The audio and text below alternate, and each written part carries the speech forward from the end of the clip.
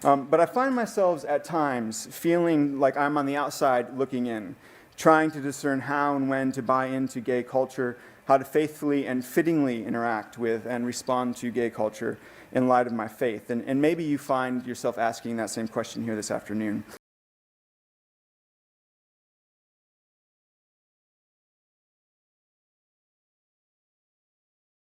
But that being sexual minorities and Christians who submit to traditional teachings, traditional Christian sexual ethic, that is a particular gift given to us.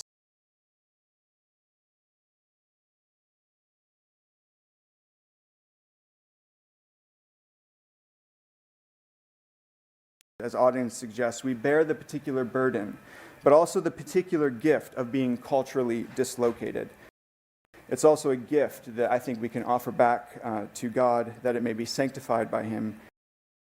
There's no easy binary of which we can say there's the pure elect body of Christ that stands on one side and the enemy, the sinful culture, stand on the other. I think that's a failure of the culture wars, that also calling us out as a pilgrim people of God, the question remains, how do we interpret our lives as gay Christians in light of the gospel of Christ? In closing, I want to offer a provocative suggestion that we who are sexual minorities and yet hold to a traditional Christian sexual ethic are, in our own limited way, a secular parable of the kingdom.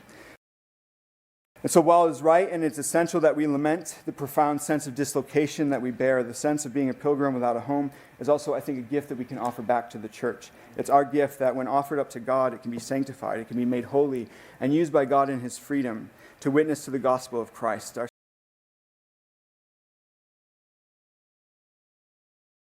I think the gift of being queer, of being gay, of being a sexual minority, is that we are a minority.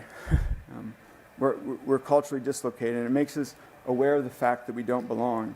And this is a source of deep pain, but it can also be in the tender and healing love of God, a gift that we can offer to God's people. And so our being saved from being a part of the establishment, our very real lived experience of being